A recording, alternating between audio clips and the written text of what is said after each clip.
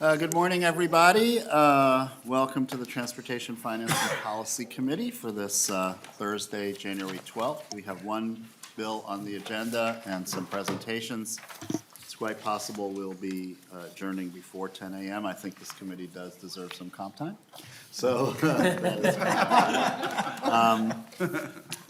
but before we start, I want to say we have a quorum, and we have minutes from our previous meeting from January 10th.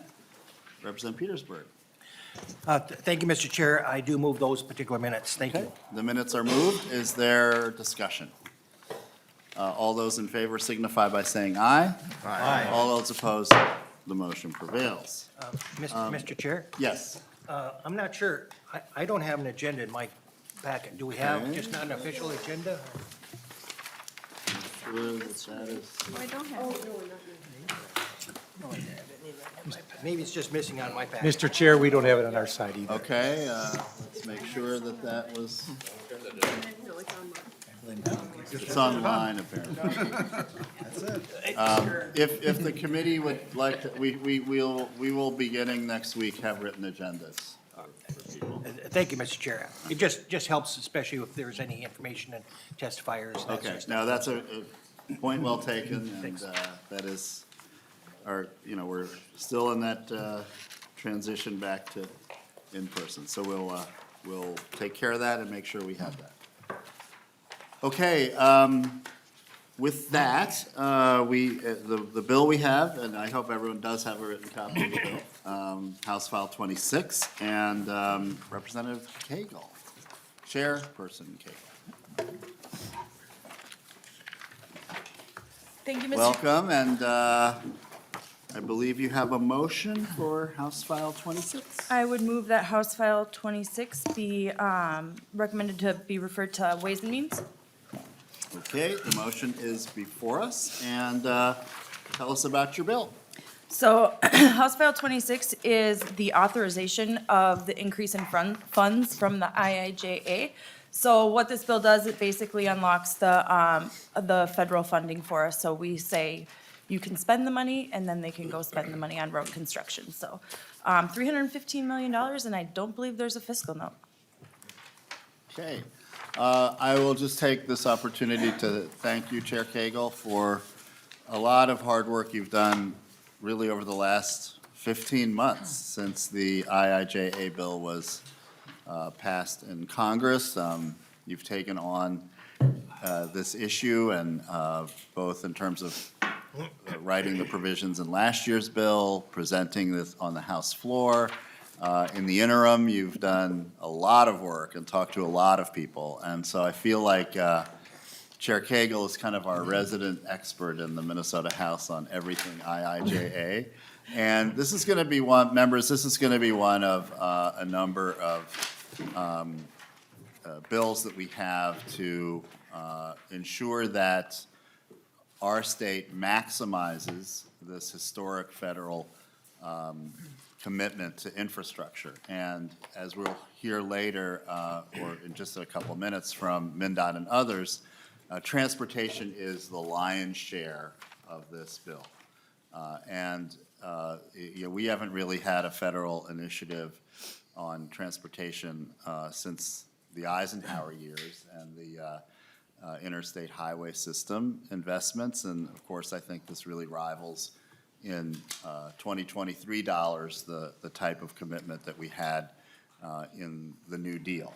So this is truly historic, and I think it's incumbent on us to ensure that Minnesota gets its fair share of this historic investment. So with that, Chair Koegel, are there questions of the author? Representative Olson. Thank you, Mr. Chair.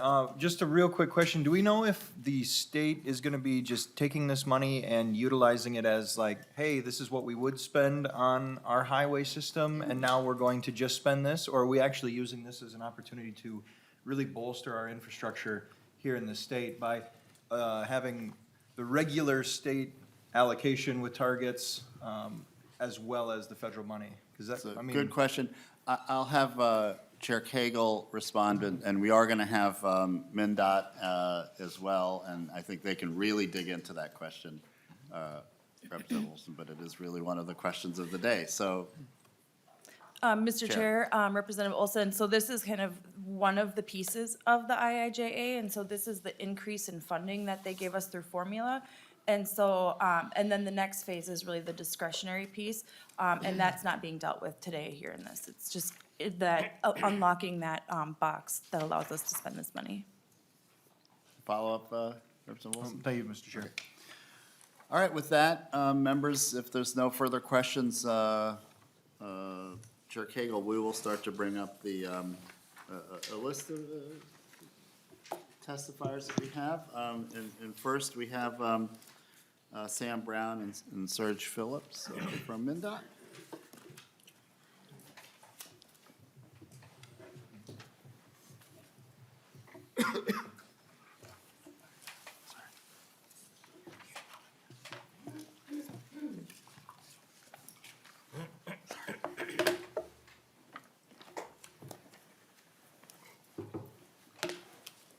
All right, we have a full panel, so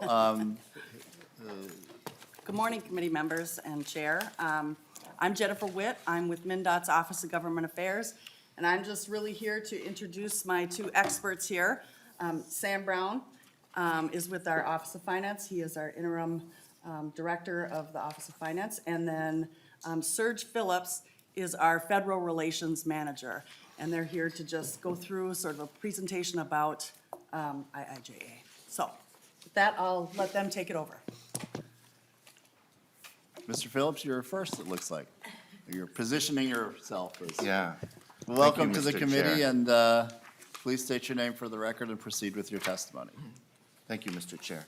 My name is Serge Phillips. I'm testifying for MnDOT. I'm the Federal Relations Manager, and I'm here to talk about the Federal Infrastructure Investment and Jobs Act, IIJA, the Surface Transportation Reauthorization. My material are going to cover, first off, an introduction to the federal act.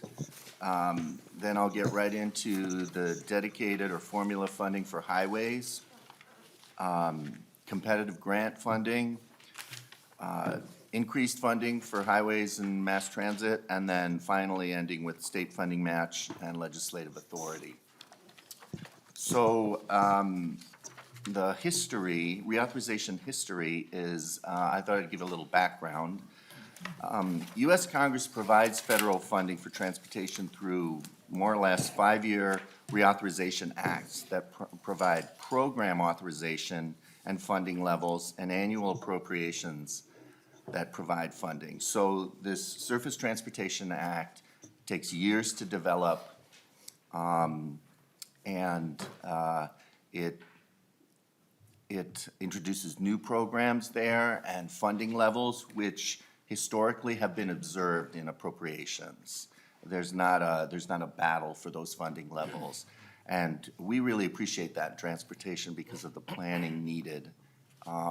It takes many years to plan projects. So that is a crucial way that we're funded at the federal level. And the vast majority of federal funding for transportation is for capital construction. The money is federally provided, but it's state administered, and it's paid out through reimbursement. Once work on a project has been done and all the federal requirements have been met, then the federal funding flows to the contractor. And then finally, and that's important for this hearing today, is that federal funding is 80% only. They require a 20% local match, and they call that skin in the game. They want to see local involvement in projects that involve federal money. The previous Surface Transportation Act to IIJA was the FAST Act, Fixing America's Surface Transportation Act, and that was in place from December 15th to 2019, and then it got extended 2 years to November 2021 when IIJA was passed. Now, IIJA is a mouthful. I've heard some people say IJA, but I've always just gone with the acronym. But there's a catchier bipartisan infrastructure bill. You may have heard of it described that way, or bill. And that became law in November of '21. That has been a big accomplishment of President Biden, probably the biggest one to date. People might argue about that, but, and it was a bipartisan bill developed in the Senate rather than through the House Transportation Infrastructure, which is often where these bills are developed. But anyway, you know, President Biden used his experience as a senator to get that passed, and we were very grateful. And the new law expands the definition of surface transportation quite a bit. That's why it's called transformative. So it continues to provide core dedicated funding for roads, bridges, mass transit, the way it has been. But it's now expanded the definition of surface transportation to include funding for broadband, ports, water infrastructure, energy and power infrastructure, electric vehicles, and even airports. And it provides first-time formula funding for carbon reduction and climate resiliency, and those are big things. There's also, another reason it's transformative is that there's an unprecedented amount in competitive grant funding available, over $100 billion plus. And I'll get into more detail on the discretionary grants. But I thought I'd start with funding on highway funding. Minnesota is scheduled to get $4.8 billion over the 5 years of IIJA. And $3.6 billion is for existing projects, as shown in the STIP. And the STIP is our planning document. It's federally required, and it locks in projects that use federal funding for 4 years. And so it is like a record, and it documents which projects use federal money. And particularly the first 2 years of the STIP, it absolutely shows what projects are going to be done, highway projects. Then there's $630 million in additional money for the existing programs and $570 million for new programs.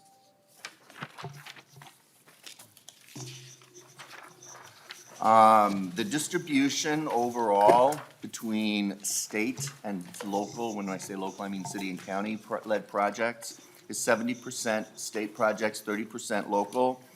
But they also correspond a bit to these programs. I'm on slide 6. So the largest highway formula program is the National Highway System program, NHPP. And that has the biggest amount of formula funding, and those are all state projects. Then there's the Surface Transportation Block Grant Program, STBG, and that one's mostly, or a majority are local projects, city and county projects. Then there's Highway Safety Improvement Program, HSIP. That's predominantly local projects too. And then there's the freight program, National Highway Freight Program, NHFP. A lot of acronyms in transportation, but you guys are used to them, right? So those are the formula programs. These are the things that the state asked for in reauthorization, so we could continue to fulfill our program, our organized program. So we appreciate our federal partners for passing that bill. And even adding a little extra on top. So the $630 million additional for existing programs, we can tell you after a year of IIJA that there's a definite objective on MnDOT's part to push a lot of this money to local projects. We're trying to do that, again, through the framework of these formula programs that I mentioned. And then for new programs, that's at an average of about $115 million a year. A big new program is for bridge investments. So there's a highway program which includes bridge, but then there's an additional formula bridge program. And that one, there's about $65 million a year. And that reflects the big cost of bridges. Bridges are the most expensive roads. Then EV charging stations, known as NEVI, 13 million, and then carbon reduction and resiliency, 37 million a year. And the bulk of these new programs will be delivered after 23, and the reason for that is we have to develop plans, multi-year plans for how we're gonna spend that formula money. That's a federal requirement, and we're still working on those for carbon reduction and resiliency. So, turning to pre-existing IIJA competitive grants, and the figures I have here are 5-year funding figures, but they're big figures. Infrastructure for Rebuilding America, 14 billion. It's a lot. That program's been around for a while, but the amount has been dramatically increased. And it's not just freight programs. It's intermodal projects and rail grade crossing separation projects. And Minnesota did pretty well in the first round. We got 35 million. The Austin Bridges, that was a MnDOT application. We got 25 million, and US 212, 10 million. And I have 212 as an example. That one and the Moorhead project, which is in the rural program, which I'll get to. These are projects that have been trying through earmarks and through applying for grants for about 10 years. And it's just so competitive for these discretionary grants that this is, in this first year of the IIJA, these are programs with needs that finally got their projects funded. So I think this is the intention of the laws framers and legislators. And these are Minnesota examples of what it's doing for us. Then there's the RAISE grant, Rebuilding American Infrastructure with Sustainability and Equity. That's 7.5 billion over 5 years, and that's surface transportation of local or regional significance. And Minnesota received $99 million in the summer, and these are just a few of them. Duluth Superior Street was the largest award of 25 million. Rochester 6th Street got 19.9. And then MnDOT's Bemidji Highway 197 got 18 million. So they're not just highway projects, they're also transit projects that got awards. So then a few more of the big ones, big competitive grant programs are the Bridge Investment Program. And then again, this is in addition to the formula programs. That gets 12.5 billion. That's projects to replace, rehabilitate, and preserve bridges on the National Bridge Inventory. They just announced those, and MnDOT put in for Blatnick Bridge. We didn't get an award for that. That was the Brent Spence Bridge, got 1.6 billion. That's the bridge on the Mr. border Phillips, of. yeah, I that's in my hometown of Cincinnati. Yeah, Sorry. But, you know, what's interesting is that you had the president and Mitch McConnell at the ceremony for that one, so. It's Yeah. truly bipartisan. yeah. But we're hopeful for next year, and another good sign with that, we're seeing good signs in that, is that they did big awards, you know, for just a few projects for that bridge program, and maybe next year they'll look at Minnesota, right, for a big award, because Blatnick's price tag right now is estimated to be about 2 billion, so we need help with that one. Next project are the mega projects, that's 5 billion. That was also awarded with these bridges, they were sort of combined together, so that Brent Spence got some mega money too, mega money. Then there's Safe Streets and Roads for All, that's getting 5 billion. And when I say it's the city and county projects, those are the only applicants that are allowed along with tribes. Like state DOTs can't apply for this program, so it's just intended for local projects. And that's to support local initiatives to prevent death and serious injury on roads. Then there's Protect. That's the promoting resilient operations for transformative, efficient, and cost-saving transportation. Project details are forthcoming. That one's coming out in the spring, so we're very excited about that one. Our early information we have on that is that many different projects will be eligible. It'll be a pretty broad range. And then finally, rural program. just like it sounds, Rural Surface Transportation Grant Program to improve infrastructure in rural areas to increase connectivity, safety, and reliability. And Moorhead got 26 million for that, and the Moorhead Grade Crossing Project. And like I said, I think that's a good example of how federal funding can step in where state funding levels, or there's a need on the state level that we can't meet. Then on slide 11, this is a chart put together, a calendar of competitive grant opportunities. On the left are NOFOs, we describe notice of funding opportunities. That's the key. When that's published in the Federal Register, that gives all the details about who can apply, how you apply, and criteria that are being used to judge your application. And then there's upcoming, and you see the Corridor Identification Development Program, the Protect Program, Grant Program, Congestion Relief, and National Electric Vehicle Infrastructure Discretionary Program too. So those are some big ones coming up. And they're already doing and starting a new round of RAISE, the really big discretionary grant program. So we're already looking at projects for that one on the MnDOT level and keeping our eyes and ears open for other projects in the state coming from cities and counties. So now there are a few slides on some of the new programs, starting with the Bridge program. That's a new $27.5 billion formula-based FHWA bridge program with general fund appropriations. 15% per state for bridges off of the federal system, and that's one of the few that's 100% federal share. There are also some tribal projects and some programs that 100% federal funding is allowed. But like I said, for all the rest, it's 80-20. And that's about $300 million for Minnesota over the 5 years. Then there's the new IIJA climate and resiliency programs. These are in the highway category. The carbon reduction program is $107 million over 5 years. That has new formula carbon reduction program to reduce transportation greenhouse gas emissions.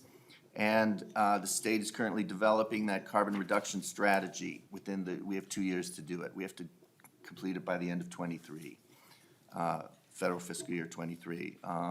So we're in the midst of that. And then there's Protect, which is the acronym for the resiliency program. That gets $121 million over 5 years.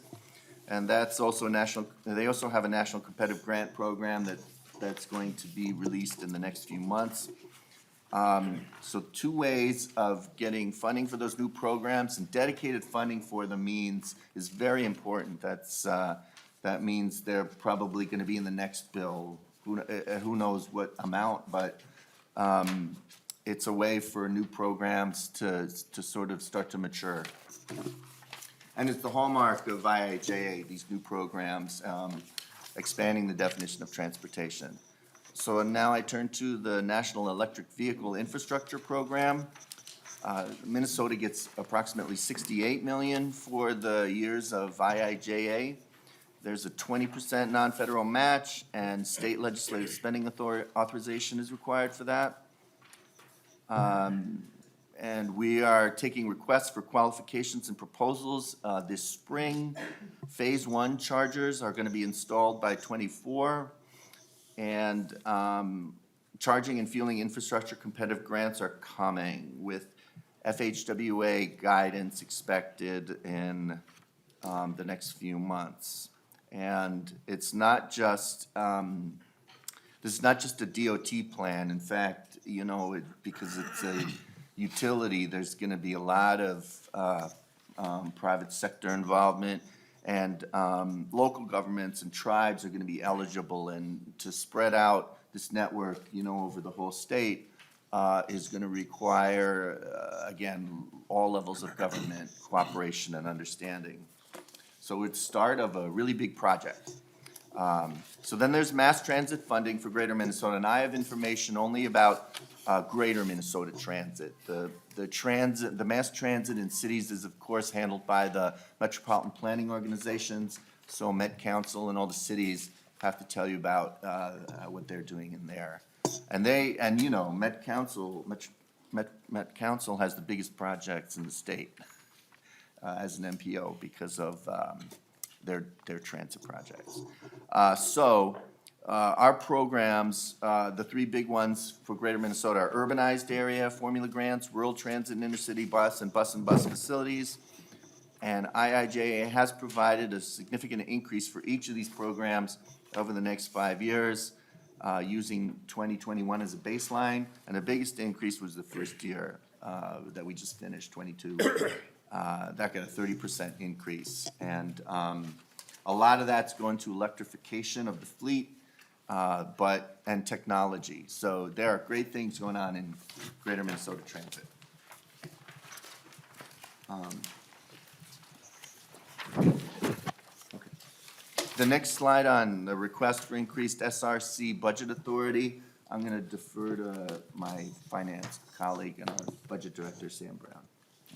Perfect. Thank you, Welcome to Mr. the committee. Please state your name for the record and proceed.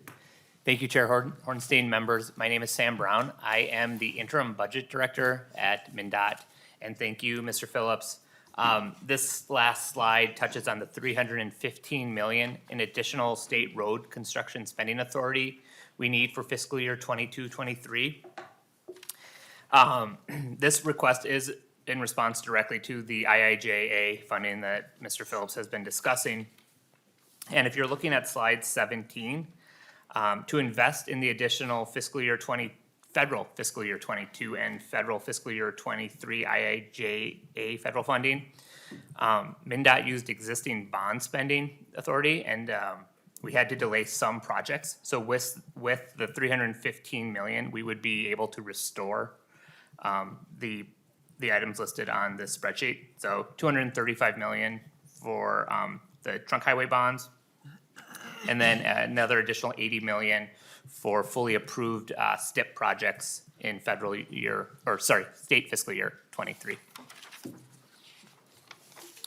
And I can hand it back to Mr. Phillips if you'd like. Thank you, Mr. Brown. Just a couple slides to end up. First off, the state and local match.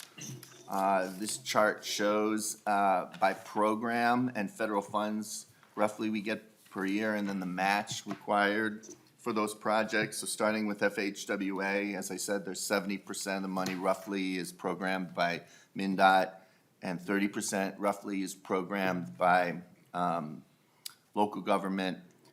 So the match there per year, right, is $40 million for MnDOT and $20 million for local projects. And then FAAs for aviation, they're asking for $7 million a year, and transit, just the MnDOT portion, $7 million a year. And then for discretionary programs, we're asking for $112 million, which is 2% of the total national amount, and that's, 50 states.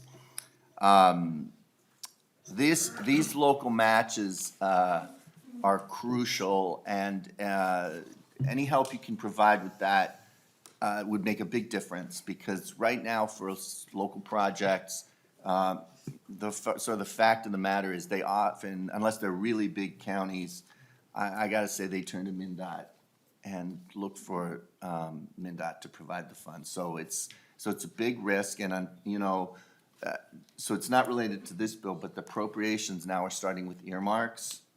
They started again, they've had them in the last 2 years, and earmarks also add that element of risk. So we need your help with the matching amounts. So in closing, IIJA, carbon reduction, environmental sustainability and resilience, equity and safety are the key themes of the law and what US DOT is focused on for the time of IIJA. And it provides a mix of dedicated funding for existing highway and mass transit programs, as well as competitive funding for both existing programs and new ones.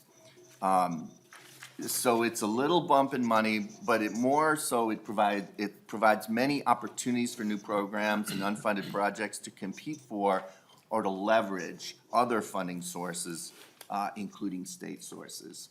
So that's my summary of IIJA. Thank you so much, Mr. Phillips, and we have a number of members that have questions. I'd like to start with Representative Petersburg. Thank you, Mr. Chair, and thank you, Mr. Phillips, for keeping track of all of this stuff. The bill is a fairly complicated, I shouldn't say the bill, the funding source is complicated with a lot of moving parts, and so I appreciate that. But if I remember the original rollout, the funding isn't necessarily evenly distributed between the years. Some programs require equal funding for each year, and others are heavier in the first year. Are most of these grants that you've applied for, are they over the 5-year period, or do they have to be reinitiated every year? Do you have any kind of feel for where that breakdown is between what is coming up heavy in the first year versus distributed through the 5 years? Mr. Phillips. Thank you, Mr. Chair. That depends program by program. An example is that Mega and the bridge projects, they committed some future years' money to that Brent Spence and other projects, but just to that one project. I mean, it seems like US DOT has a lot of latitude to decide which years they spend it in. But on paper, it's supposed to be like a 5-year average for programs, but that sometimes gets changed. Also, say the sustainability and the carbon reduction and resiliency programs, because those plans weren't done in '22 and probably won't be done until later in '23, the money for those programs didn't, they're gonna stack them in future years, in the last 3 years of the bill. So those are a couple examples of, you know, within the framework, there's some sort of flexibility built in. Representative Petersburg. Mr. Chair, if I could just have one follow-up on that and then one additional question, I appreciate that. As a follow-up, is it possible for us to just kind of get a simple spreadsheet on the grants and programs that we have and whether or not they're for the full 5 years or if they're heavily done that way? Is it nothing fancy or anything, just something simple that we can kind of keep track of? And then the follow-up question is, because of the delay in getting this funding, I had some assurance, at least, that we didn't lose out on any grants or funding from the potential program and funding that the IIJ covered. Is that correct? That's correct. Okay, thank you, Mr. Chair. And Representative Petersburg, we're tracking here. I was also going to ask for that type of spreadsheet. And I think in addition to that, you know, there's really great information here, and I think this is maybe a little bit more, not a ton of information, but I would love to have some kind of a short write-up of, you know, these different projects you mentioned that we're already supporting, like the one in Moorhead, and, you know, what we've already, you know, appropriated or about to appropriate.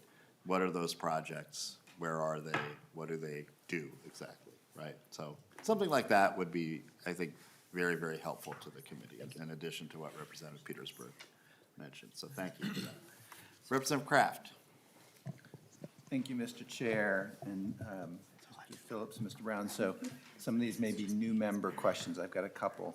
On slide 17, the $315 million, is that what's related to House File 26?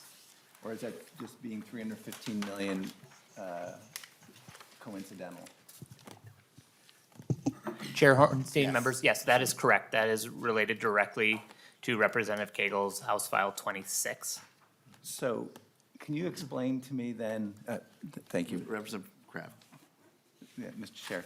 Can you explain to me, so this is, we had to invest some money last year to keep going, and that now we're restoring, I'm not understanding how this, I'm not making the connection to how it works, so please. Sure. Cash flow, perhaps. Yeah. I don't get it, sorry. Proceed. Thank you, Chair Hornstein, Representative. As part of the, when we receive the federal funds, we have to also receive state authority to spend those funds, and that comes as part of our state road construction appropriation. Session ended last year without receiving that appropriation increase to account for the IIJA funds. So what we are back here now asking for is that actual authority to spend the IIJA funds So we, and increase our SRC appropriation. okay. Thank you. Thank you, Mr. Chair. Representative Kraft. So we spent this money last year and now we're gonna backfill it? Chair Hornstein, Representative, correct. It's largely, we shifted some projects using our trunk highway bond authority largely. And now this is to backfill that. Without that authority, we're largely kicking the can down the road, though. There's only so much funding we would have option to kind of shift. Okay. Proceed. Yep. Thank you, Mr. Chair. So, very helpful. I have a different question on the carbon reduction program, which is on page 8, it's mentioned as 37 million. And then on page, later on, I can't find, on page 13, it's talked about as 107 million over 5 years. Can you explain the difference there? And then also, does this money start flowing only after we complete the plan? Or does it start before that? Yes. The 37 million is an estimate of per year for both those programs. The other ones are 5-year totals, an average. One of them's around 20 a year, and the other one's a little bit under, so that's where this 37 comes in. And yes, we haven't gotten any of this funding yet because we have to do the funding is for projects. And the projects are in this plan that we're still working on. So the plan will identify the projects that will receive the funding. So that's, we're gonna still get the full amount, but it's gonna be in the last 3 years of the bill.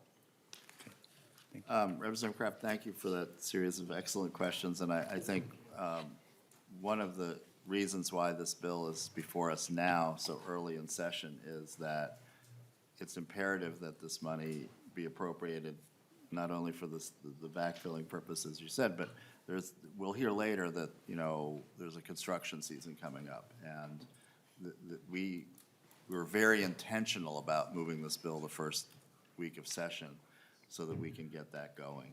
But we'll hear more from some interested parties about that. Next, we have Representative Elkins. Thank you, Mr. Chair. A quick question on page 10 on the local projects. Will those be administered through MnDOT, through the regional metropolitan planning organizations? What will be the application process for local governments to access the Safe Streets and Roads funding pool? It's the third bullet. That's a for good MnDOT, question. please. It depends on the project. All the money flows through MnDOT, so when I say it's administered, there's that sense, but then there's also the project administration, which might not be, we might not administer the project. That could be locally led. In fact, for these applications, there's always some discussion. So some of them, they're joint efforts, some of them, they apply, but MnDOT is the administrator, and other ones, they apply and they're the administrator. So they're all specific situations. Interestingly, FHWA has made some, they really want to encourage more local projects to apply. So they have said it, that they are interested in maybe administering it. So instead of state, FHWA might, but as a practical matter, that might not come. They have to have staff and there's training, so I don't see that happening before a year or two away. But that would be an interesting development if they were also a potential administrator. Representative Elkins? Thank you, Mr. Chair. So will any of it go through the MPOs? This particular pot? I think it would go, for grants, they would go to the applicant. So if an MPO applies, it would go to them, but it can also be a city or county. But, I'm sorry, just, not making myself clear. So will there be programs where a city or county would apply through their MPO? Yes, they could do it that way, yeah. Thank you. Representative Olson? Thank you, Mr. Chair. So, not really a question, just kind of a comment to the entire committee here regarding the electric vehicle infrastructure program and the grants. I just want to make sure that everyone in the committee is aware, I haven't done a survey of my new district, but my old district included hundreds of it was a couple hundred square miles, and had 3 charging stations. So there were 3 electric vehicle charging stations in my couple hundred square mile rural district, whereas I'm sure many of the metro individuals have dozens and dozens of charging stations. So as we're talking about electrification of the state of Minnesota, we're talking about using taxpayer dollars. Understand that I had 3, Blue Earth had 1, Fairmont had 1, and Sherburne had a Tesla supercharging station. But otherwise, that was all we had in the form of availability with regard to electric power charging. But then also, when we're talking about these grants, in rural Minnesota, we live life a little bit differently, and as a result, things cost a little bit different amounts of money.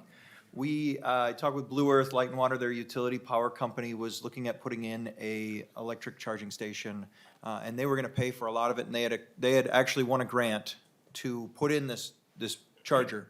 And they told me, they said, you know, Representative Olson, it's a $20,000 project if we do it with all the red tape that the federal government and the state is requiring us to do it by.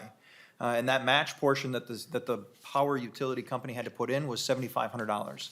So a $20,000 project, they would have to put in $7,500. That means taxpayer dollars, $12,500 is coming from somewhere else, which is fine. And he told me, he says, Rep. Olson, we can do it ourselves for $5,000. And so they saved themselves $2,500 by just forgetting about the grant. They saved the Minnesota and the state and the country taxpayers $12,500, and they saved themselves $2,500 by doing it themselves. So as we're looking at these grants, understand that we can do things differently if we cut some tape, if we make things easier, and we can do it more efficiently. Because I would argue most vehemently that 4 power charging stations for the price of 1 is always a good deal. Whether you like electric vehicles or not, 4 for the price of 1 is awesome. So just some comments that I have when we're talking about this, because I know that the future of this state is looking towards that direction, and we can't forget about the people who don't have access to these things. There are people in the Twin Cities who don't have access. There are also people in rural Minnesota who don't have access. Thank you for that. I don't know if anyone from MnDOT would like to comment or respond?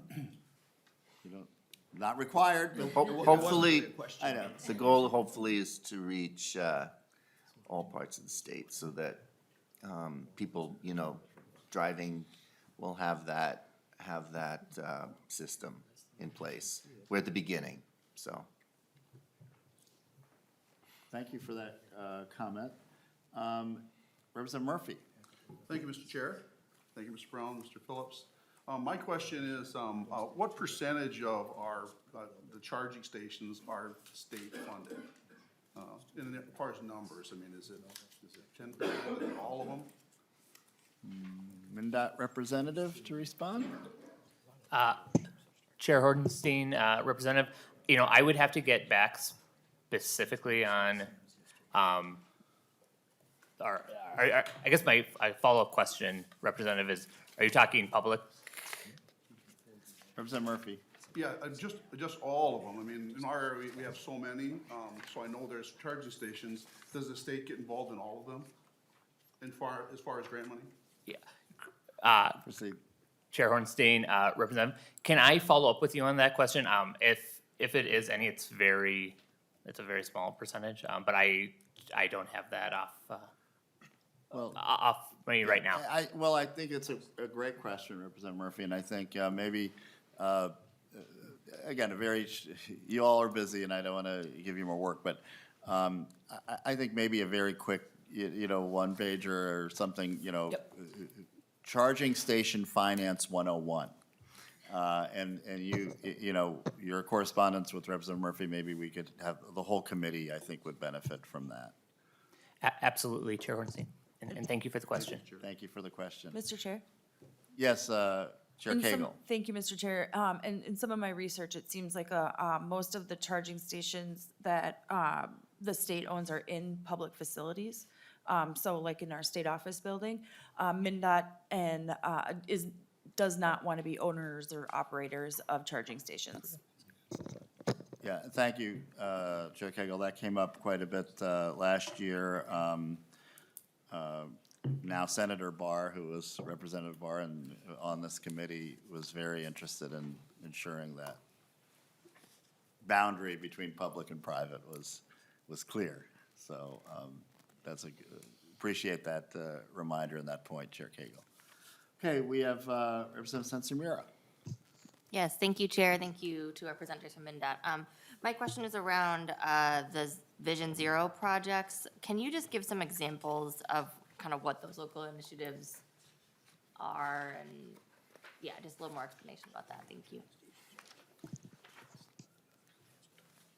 Yes. In Minnesota, we call it Towards Zero Deaths.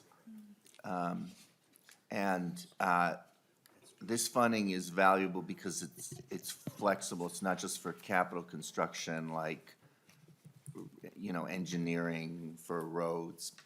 It includes things like youth outreach. Maybe it could be talking, reaching youth through talking to them, having people go out in the community. Or it can be through use of social media, you know, reaching youth to talk to them about traffic safety. There's the Toward Zero Deaths annual conference. If you ever get a chance, go, because that, along with DPS, MnDOT is involved with that, and there are some just harrowing videos that they show there that they teach you a lot. I know I've learned from them on many aspects of driving, and particularly, you know, I use the example of youth education. Those are some examples of what the money would go to. But this is, each community, you know, this is driven by communities, and they best know what's the type of issues that they're seeing with traffic safety in their community, on their roads. Mr. Chair? Yeah, Chair Koegel. I think thank you, Mr. Chair. I think one of the best examples of what this funding could have been used for is, I know a lot of you guys who are on the committee have heard me complain about University Avenue and the dangers along that stretch. And in recent years, we've been able to upgrade lighting at intersections, which has made a big difference with the pedestrian vehicle fatalities and accidents. MnDOT has also come in and done bump outs at the bus stops.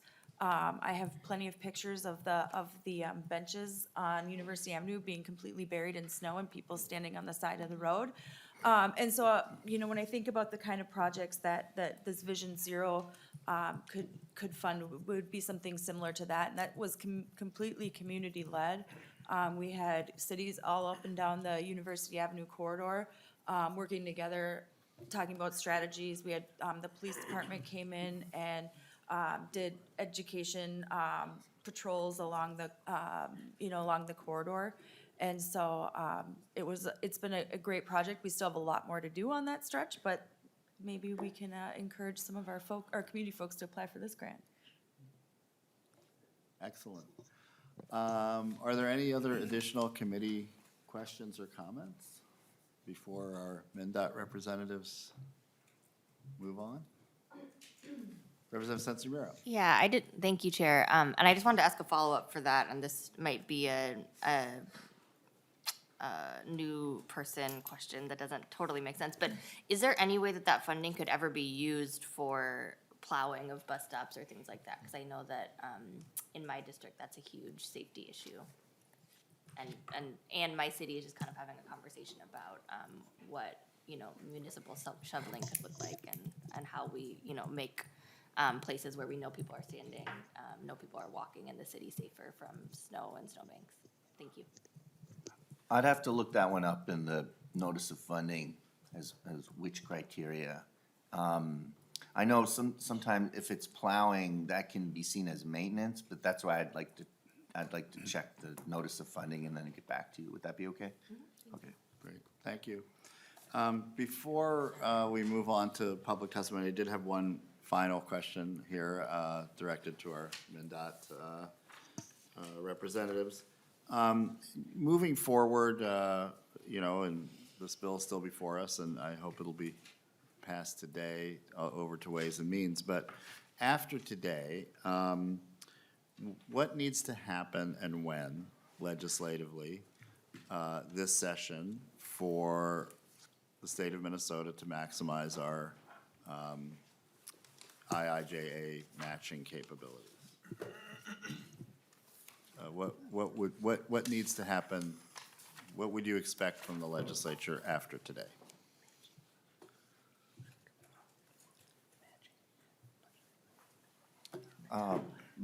Budget authority, the 315 million in budget authority, and then the matching funds are gonna be key for us to maximize the funding leverage in the bill.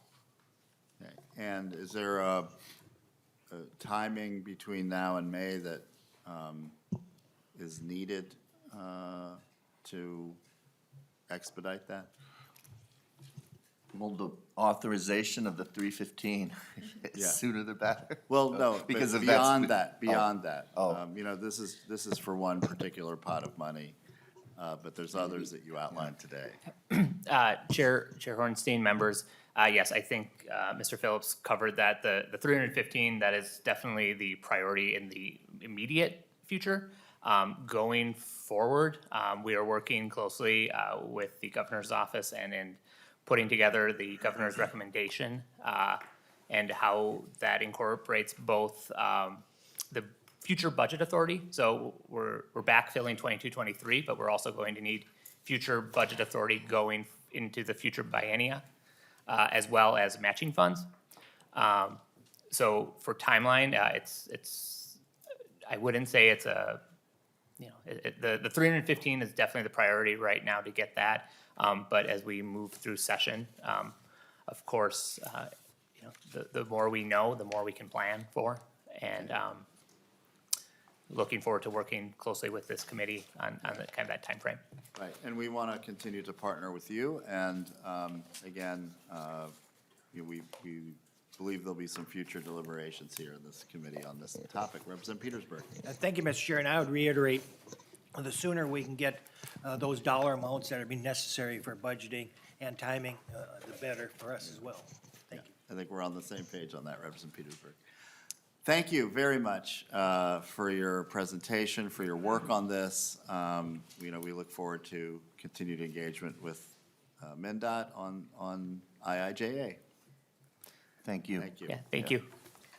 All right, so, members, we have several additional testifiers now from the public. I'd like to first call on Margaret Donahoe from the Transportation Alliance. And Mr. Chair, while she's making her way up there, maybe just to kind of piggyback on what Representative Petersburg asked, I think for the locals, it's local units of government and partners that we're working with that need that federal, or that match money. It's probably a little bit more urgent for them than MnDOT, because that money would really help them plan their projects. And so I'm hoping that we can get that assistance out to the locals as soon as possible. And corollary to that, Representative Petersburg, is that Chair Koegel's also taken on and working very hard, you know, with locals to identify ways in which they can, a lot of local municipalities, particularly smaller towns, don't have staffing capacity and technical expertise to, you know, write the grants that are necessary to access this money. So this local technical assistance is something that is hugely important, and we'll probably have a whole hearing about that, or part of a hearing, where we get representatives from some of these smaller communities and even larger communities that don't have the expertise, because it's a very, very involved process to access the federal money for local communities. So with that, welcome to the committee. Ms. Donahoe, please state your name for the record and proceed with your testimony. Thank you, Mr. Chair. And I do have a handout if I could get Yeah, this we have distributed. pages that can provide that to the committee. Great. Thank you, Mr. Chair. For the record, my name is Margaret Donahoe. I'm the Executive Director of the Minnesota Transportation Alliance. And for those of you who may not be familiar with us, the Transportation Alliance is a statewide coalition of organizations, both public sector and private sector, that are involved in planning, designing, constructing, and operating Minnesota's transportation system. Our members include local governments, labor unions, contractors, suppliers, consulting engineer firms, transit systems, and other businesses. On behalf of the members of the Transportation Alliance, I would like to thank Representative Koegel for carrying this important legislation to finally provide the budget authority for MnDOT to spend federal highway dollars. And I won't go through the handout piece by piece, but just to highlight a few things that we think are important for your consideration as you move through the session. First, while we really appreciate the IIJA, and it is a very big piece of legislation, it certainly will not take care of Minnesota's transportation problems. We continue to have a huge funding shortfall for highways, for transit, for all modes of transportation. And we know that as MnDOT works to update the 20-year highway investment plan, known as MnSHIP, the estimated 20-year funding gap just for state highways is about 19 to 27 billion over the next 20 years, an amount that's higher than the previous funding gap in the last 20-year highway investment plan. And that includes taking into consideration the IIJA. So we continue to have a huge need for ongoing dedicated funding for transportation. Also, you can see on this handout, we also just wanted to point out that while the IIJA is certainly historic in many ways, it's basically the usual 5-year Surface Transportation Authorization Act that's kind of been supersized. So it has a lot more in it than Congress usually includes in a Surface Transportation Authorization Act. Like energy, water, broadband, cybersecurity, things that are not traditionally included. And it is a significant increase in funding. This is the usual authorization act that Congress passes. The previous one was called the FAST Act, as you heard. And when this expires in federal fiscal year 2026, Congress will pass another Surface Transportation Authorization Act. So the need for matching money will not go away with the IIJA. It is not a one-time need. We've always needed matching money for federal dollars. We'll continue to need that in the future. And chances are very good that the higher level of funding that has been provided under the IIJA will continue in the next Surface Transportation Authorization Act, along with these discretionary grant programs. Also, just want to point out, as you heard in the last committee hearing, dedicated revenue sources into the Highway User Tax Distribution Fund are down compared to the February forecast, and that is having an impact on local governments. So we anticipate that there will be a 4% cut on average for counties and cities and their state aid out of the Highway Trust Fund for 2023 versus 2022. So that's a very real reduction in funding for local governments as they're trying to take care of local roads and bridges, and the IIJA money is not distributed directly to local governments, so that will not change that reduction in funding that they will be experiencing. The other thing I think is important to remember, because this is another surface transportation reauthorization, the money that gets talked about, the 4.8 billion, is not new money. And that's what we're trying to point out in this chart that you see on here, is there's sort of a base level of funding, and then there's the increase in funding. So the increase is more like 925 million over 5 years for highways and 212 million for transit. So we would really like to urge you to provide stable, dedicated, ongoing funding for both the state and local governments to both match formula funds and compete for discretionary grant programs. Because increases in revenue into the Highway User Tax Distribution Fund and the Transit Assistance Account will position Minnesota to access and efficiently spend federal and state dollars to improve the safety and quality of our transportation system while creating more career opportunities and improving our state's economy. Other states are moving ahead. Last year, in addition to authorizing spending of additional highway dollars, for instance, in Washington, Governor Inslee signed a nearly $17 billion 16-year transportation revenue package. In Michigan, a bipartisan package called the Building Michigan Together Plan includes critical investments of $645 million in Michigan's infrastructure. While in Massachusetts, Governor Charlie Baker signed an $11.4 billion infrastructure bond bill known as Mass Track, authorizing investments in roads, bridges, railways, transit, and environmental infrastructure that also includes additional federal formula funds and the opportunity to compete for discretionary federal grants. So in closing, you have an opportunity this session to provide increased, stable, dedicated revenue that will both allow the state and local governments to match federal funds, but also to reduce the funding gap that continues to grow for all of the modes of transportation in our state. So thank you.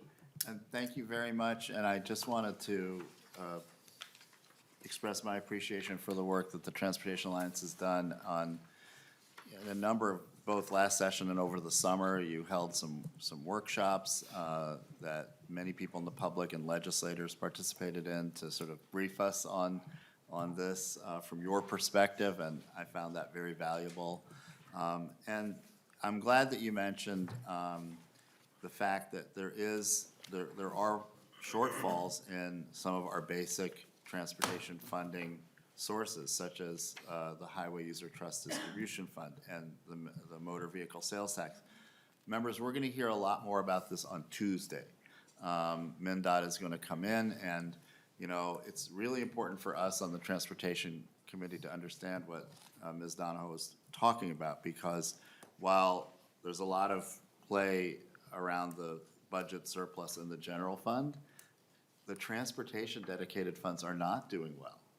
And so, we're kind of in a different spot than maybe some of our other colleagues on various committees that are looking at general fund money. We tend to not have a lot of general fund money in this committee. And so, we have a challenge, and we'll hear a lot more about that on Tuesday. So, so thank you for mentioning that, and obviously members of the public will be can weigh in as well if they want to on Tuesday related to this. And so this is going to be an ongoing conversation. So thank you very much. And there's us, Representative Kraft.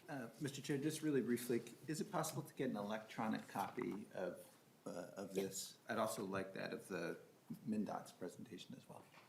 Okay, great. Anyone else? Thank you, and thanks for the, Mr. Chair. Great, Representative Murphy. Thank you. I'm just wondering what your 20-year, the projection, when you talked about 20 years, what's the inflation factor on that?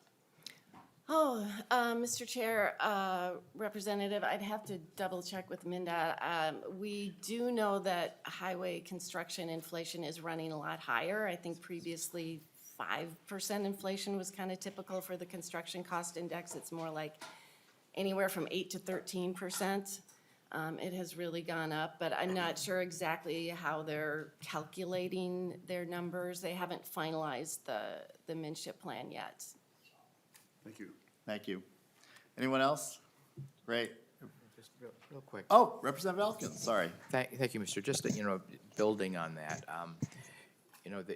our highway construction, industry has, finite capacity, and they don't expand their finite capacity unless they can foresee a consistent stream of funding. So when we suddenly and, unexpectedly or on an ad hoc basis keep putting these infusions of one-time money into the system, a big part of the impact is that we just raise the price of our projects because you've got a larger pot of money, competing for this, relatively fixed pool of construction capacity. It's why, one of the reasons why it's really important for us to create an ongoing steady stream to provide the industry the incentive to staff up to be able to build a larger volume of projects. It's a point well taken, and we've heard that from many of the transportation construction industry, that stable, dedicated, reliable, long-term source. We really have not, we've been really, over the last 15 years, going from sort of biennium just not doing, I think, what's necessary. And these projects don't go away, they just get more expensive. And so, and the needs grow. And so we'll be looking at some of the need issues as well on Tuesday when MnDOT comes in. Representative Murphy, did you want to Chair, follow yeah, up? let's follow up to Representative Elkins. Yeah. In the broadband industry, that's a real problem that they have. You know, if they have all the money at one time, they're just not able to spend it wisely. Where if they had it stretched out over a period of time, it just makes a lot more sense for them. Yeah, thank you. Point well taken. You've surfaced some very important issues that it's good that we're starting to talk about them early in session. So thank you again for your testimony. All right, John Pollard, Mr. John Pollard, no stranger to legislative deliberations. Good to see you again. Welcome to the Transportation Committee. Please state your name for the record and proceed with your testimony. Good morning, Mr. Chairman, members of the committee. For the record, my name is John Pollard. I am the Legislative Director for the International Union of Operating Engineers Local 49. We represent 14,500 members in Minnesota, North and South Dakota, making us one of the largest construction trade unions in the state. Our members are the operators of heavy equipment on both public and private construction sites, ranging from roads to bridges, like we're talking about today, residential and commercial construction, and energy projects across the state. If you drive by a road or bridge project and you see a crane or a bulldozer, it's likely that the operator of that machine is a member of Local 49. Thank you for the opportunity to speak briefly about House File 26. Thank you to Chair Koegel for authoring the bill, and thank you to the committee for hearing it so quickly in session, given the timing of the issue. Since Ms. Donahoe already touched on the needs, I will forego that piece of the legislation, and you're going to hear about it more on Tuesday. But though the investments made by the federal IIJA bill help close these gaps and do the projects that are all in your districts, equally as important as the investment in that critical infrastructure, these resources are investments in Minnesota families. On a comprehensive scale, construction is a $16 billion industry in Minnesota and supports more than 30,000 jobs. They are good-paying, family-supporting jobs for workers such as members of Local 49. They provide livable wages, health care, and benefits to those who work them. With that, I will keep my comments short. Thank you, Mr. Chairman. I'm happy to stand for questions. Thank you, Mr. Pollard. We really appreciate all of your engagement in transportation issues over so many years. Representative Elkins. Thank you, Mr. Chair. Just a comment. If, at this point, I've toured pretty much all of the building trades training facilities. But if you get the opportunity to go up to Hinckley and see their training facility, that is the best one of all because they let you play with the toys. So reach out to this guy and arrange to get a tour. Okay. Anyone else? Thank you, Mr. Chairman. Okay. Thank you very much for your testimony. Next up, we have John Thorson from the Laborers International Union. Also no stranger to legislative deliberations. Welcome to the committee. Please state your name for the record and proceed with your testimony. Sure. Thank you, Mr. Chair and members of the committee. My name is John Thorson. I'm Legislative Director for LIUNA, Minnesota, North Dakota. We're Minnesota's infrastructure union representing more than 14,000 skilled construction laborers who build and maintain the roads, highways, bridges, transit, and critical utilities that allow our communities to thrive. I'm here today to support House File 26, a bill appropriating $315 million necessary to both unlock the federal funds available through the IIJA and also to position us better for going after discretionary funds through IIJA.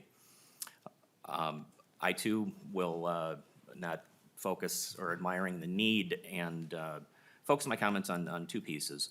One, the resources available in House File 26 will make Minnesotans safer, boost our economy, and create family-supporting construction careers. We're very excited about the career and economic inclusion opportunities this will bring to Minnesota's construction industry through registered apprenticeship programs that increase participation of women, people of color, veterans, and others that are not participating to their full potential in our economy. We also know that a union card and the prevailing wage has been and will always be a ticket to the middle class. You might not get rich, but you can provide for your family, have good health care that you can count on, and retire with dignity.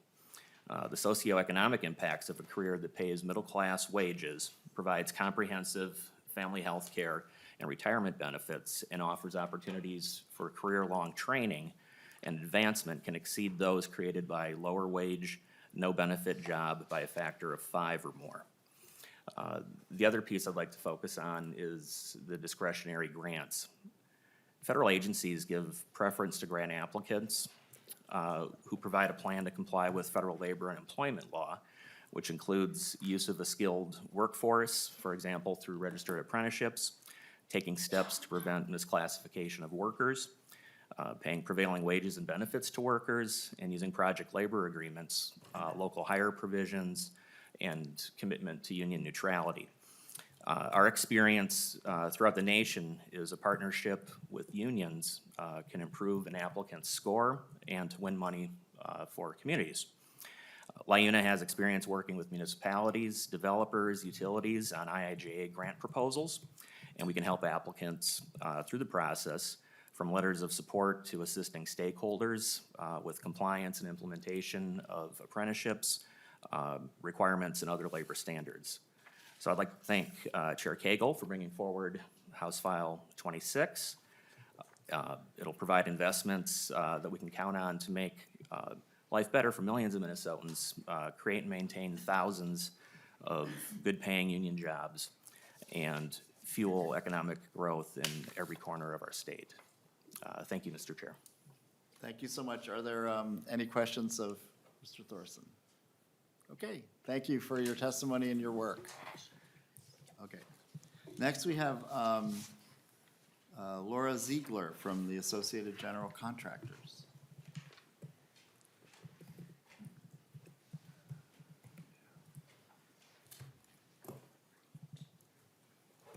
Welcome to the committee. Please state your name for the record and proceed with your testimony. Good morning, Mr. Chair and members of the committee. My name is Laura Ziegler with Associated General Contractors of Minnesota. Since this is my first time in front of the committee, just a little bit about AGC. We do tout ourselves. We are the state's oldest and largest construction trade association with over 400 members statewide. And our members build the public infrastructure, the private infrastructure all over the state and, quite frankly, the country. They build roads, bridges, transit, sewer, water systems, airports, our transit systems, and more. And in addition to our transportation contractors, we also represent commercial building contractors, which we know transportation has a direct impact on those developments as well.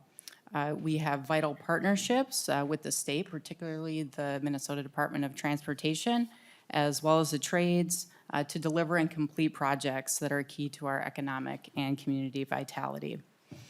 I'm also here today as part of the Transportation Advocacy Coalition. We are composed of business and labor groups dedicated to finding short and long-term solutions to fund our state's transportation infrastructure. We do have a one-pager that lists those solutions for you in your packet today. Again, I just want to reiterate our thanks to Representative Koegel for authoring the bill and for you all hearing it so early in session. And our ask here today is for you to act now and as soon as possible to allow MnDOT to spend these funds that they have allocated as matching dollars. As you've heard, the sooner the authorization is given, the better position the department is in to plan, fund, and execute projects for this upcoming construction season. And as you would expect, this directly impacts construction businesses and their ability to plan and make investments in their capital and plan for their workforce and the bids that they're going to put in. As you've already heard, construction inflation continues to go up. It is putting stress on some of these funding sources. So the sooner the better in terms of appropriating these funds and the better value to the state that has already been mentioned. One other final note, EGC, we conduct an annual survey, and certainly there are challenges in the economy, but one of the bright spots was highway, road, and bridge work. And so we have just a little footnote in Minnesota because we didn't get these matching funds across the finish line. So I think this would certainly bolster that optimism in the construction industry as well. So this bill is a much-needed start, and we're urging early passage. And thanks again. I'll be around for any questions. Thank you so much, and thank you for your longstanding work in the transportation arena and involvement with this committee. Okay, next up, Brian McDaniel.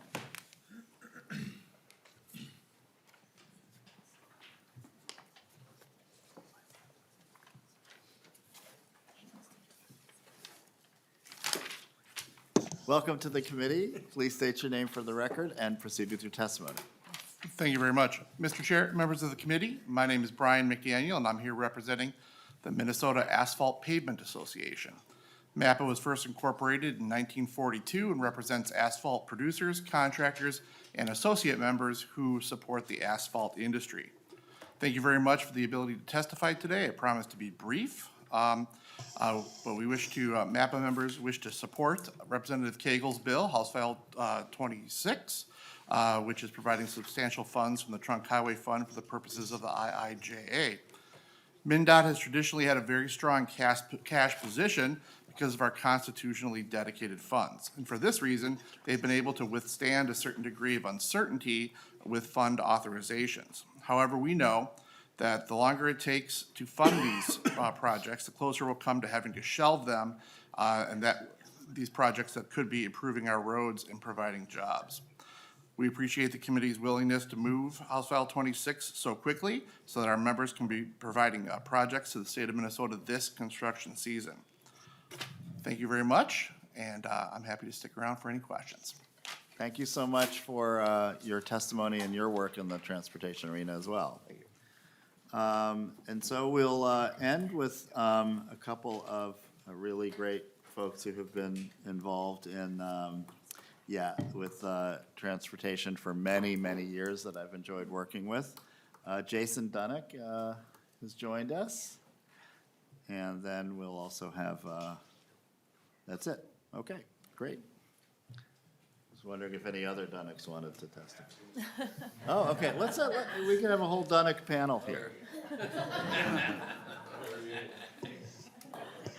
Mr. Chair, members of the council, I just want to say I'm the older, better-looking Dunnick. Welcome to the committee, and that's on the record now. Please state your name for the record. Jason Dunnick, Dunnick Incorporated. I was asked by Mr. Chair Horenstein to testify this morning, and I came here not prepared, so I'll do my best. I come here representing the industry, but also Dunnick Incorporated, which is a family-owned business in the asphalt business since 1926. We're almost 100 years old.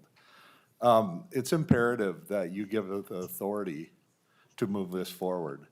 MnDOT said that they need the authority to make blueprints.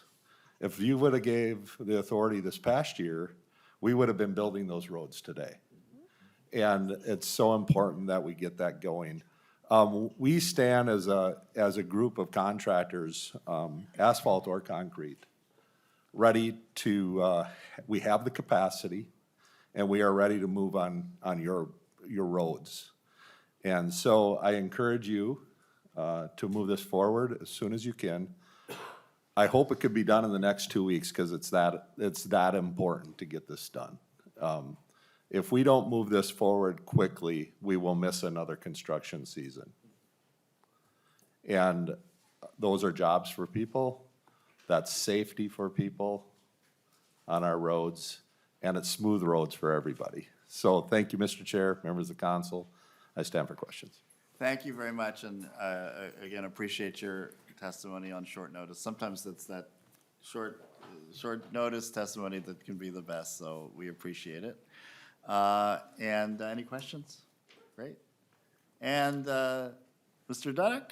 Another Mr. Dunick, please state your name for the record and proceed with your testimony. Thank you, Mr. Chairman. I'm Adam Dunick, Director of Government Affairs for the North Central States Regional Council of Carpenters. Great pleasure to be here at the committee. I wasn't certain if I was going to testify this morning either until Representative Elkins held up the 49ers as the best training center. I know. Mayunas is pretty good too, by the way. Mr. Chair, I noticed he waited till Representative Mike Nelson was out of the room to make that allegation. So I'm here to contest it a little bit and say that we're right up there with him. But no, in seriousness, my colleagues from the other building trades unions covered a lot of what I would say. We're certainly a proud part of the labor management partnership with the AGC and the State Chamber, pushing for both the appropriation today with House File 26, as well as looking at transportation needs long-term. The arguments have been made here. The thing I would just add to it is we in the building trades have made significant investments in our apprenticeship programs, even more so in the last decades. And so in terms of the dollars spent, the state building trade spends over $50 million annually, largely with almost no public subsidy or support. We at the Carpenters spend over $20 million annually in the upper Midwest 6 states region that we represent. We train thousands of people every year. Right now in our training program, we have over 2,100 apprentices across 6 states. And they're up and moving, but there's capacity for more. Like I like to tell people, we have the infrastructure to build our infrastructure. And so we strongly support this bill, and we'll be before the committee supporting other opportunities to rebuild our state's roads, bridges, transit, and other much needed infrastructure improvements. So happy to be here, and thanks for the opportunity. Thank you so much. We have a question from Vice Chair Tabke. Thank you, Mr. Chair. And this is actually a question for Mr. Jason Dunick. So as we're looking at future funding and things, and your deep expertise in getting projects done and that kind of thing, as Minnesota's kind of bounced, we've had dedicated funding, but not enough to get things done, and we've been backfilling with one-time money over time. Not having enough dedicated money to get projects done, and then having big influxes of projects like we're having right now, how does that affect your ability to staff up and be where you need to be in order to get the best consistent pricing and ability to get projects done for the state? So as we're looking forward, we need to figure out how we're doing this. And just could you give us a characterization of what kind of impact that has on your business and ability to get things done? Mr. Chair, members, thank you for the question. Yeah, that's a great question because first of all, everybody is at the same point on finding people, right? And so when you don't have the consistent money coming in, you're always struggling to say, okay, do we have enough capacity with our people to find people? And then the other issue is it just really helps us when we're going out and trying to procure equipment and other things like gravel pits and things like that. Having a consistent flow from you or the state would help us immensely. But I would say that with our industry, the construction industry does have room in our capacity to bring these jobs home for the state. Thank you. Thank you very much for your testimony, and we appreciate again your family's work in the transportation arena. We have one more testifier from the public. We only have a few minutes left in our committee time, so I'll bring up Mr. Graves, and then we'll vote on this bill.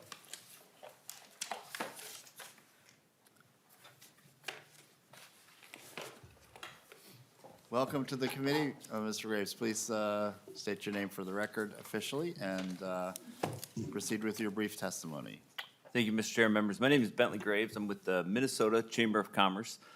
We represent more than 6,000 employers across the state, in every corner of the state, every industry of the state. But we also represent a large cohort of local chamber partners as well, again, spread out across the state. Our members, employers, and businesses rely on a safe, reliable, efficient, multimodal system of transportation to get their goods to market and to get their employees and their customers to their door. And so we, like many, were eagerly anticipating the opportunity to work with the legislature to maximize and leverage the significant investment made by IIJA in our transportation infrastructure. We were, however, like many, disappointed that none of this got across the finish line last year. And in particular, that this this first tranche of money has been sitting at MnDOT for some time, waiting for this obligation. So we very much appreciate the quick work by Chair Koegel and Chair Hornstein and others to bring this forward, so that MnDOT can use this money. As you heard, there's significant need, and there's a great opportunity to put this money to work right away, particularly given the short construction season that we have. So we very much appreciate, again, the quick action on this. And we look forward to working with our partners. As we mentioned earlier, we also are part of the Transportation Advocacy Coalition, and look forward to working with them and our partners in labor in the industry, and working with you all to continue to move forward on finding matching dollars to draw on additional funding, and to make those investments that are necessary to move our transportation system forward in the years ahead. So again, thank you, Mr. Chair, for the opportunity to testify. Thank you for the quick work here today. Thank you for support for this. Thank you so much, Mr. Graves, and I appreciated our opportunity to meet with you, or my opportunity to meet with your Transportation Committee last month. It was a great meeting, and look forward to our continued partnership.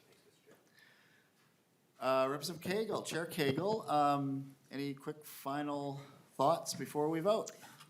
Thank you, Mr. Chair and members. This is just the first phase of IIJA, so there's a lot more to come. Stay tuned. And with that, I will renew my motion that House File number 26 goes to Ways and Means. Okay, Chair Koegel renews her motion that House File 26 be re-referred to the Committee on Ways and Means. All those in favor signify by saying aye. Aye. All those opposed, the motion prevails. Thank you very much. You're on your way to Ways and Means. A couple of quick announcements before we head out. I wanted to give you a preview for next week, members. So on Tuesday, we'll hear from MnDOT a little bit more about their current financial state. We'll also get an initial overview from the Metropolitan Council also on Tuesday. We have a number of bills that we're looking at hearing next week on Thursday, but they're at various stages of, one needs a fiscal note, one has, author may not be able to make it that day, but, you know, but here, just to give you a sense of what's coming either on Thursday or the following week. Representative Frazier has House File 282, that's another one that relates to identifications and IDs, racial and ethnic indications. Representative Elkins has House File 195, which deals with commuter funding for a transportation organization. House File 235, Representative Keeler, Indian employment preference. And then we also have a bill that I hope will be ready for us next Thursday. I will be introducing it the next time we have bill introductions. And that's, we call this sort of, last year we had a conference committee on the transportation bill. Representative Petersburg and I and Representative Koegel were on that committee. I believe Representative Elkins as well. And we had a number of policy provisions that were agreed to with the Senate. These were a lot of agency initiatives. There were some other initiatives as well that members had brought up. But those were all kind of agreed to in the conference committee, but since we didn't have a bill last year, we want to get that off of the, you know, just moving around. There's not a lot of controversy here, but again, just getting this bill done early will free us up to do more things so we don't have to pass a big, thick bill at the end. So, you know, maybe we call this a mini transportation policy omnibus, whatever. But I know several members of the committee are very familiar with it. It'll be posted, obviously, we'll give enough time. This will need a fiscal note as well that may not be ready. So unlikely we'll do this Thursday, but it would also be coming in the next couple of weeks. So I wanted to give everyone a heads up about that. Are there any other questions or concerns? I want to also, just before we leave for the long weekend, we had a great and productive week, and I just appreciate all of the members' contributions. This is really a great committee, and both sides of the aisle, and appreciate your work. I really appreciate the staff's work. A lot of things coming at the staff very quickly this week, and You know, I thank everybody, both partisan and nonpartisan staff. So with that, we stand adjourned. Have a good long weekend, and we will see you Tuesday here at 8:30.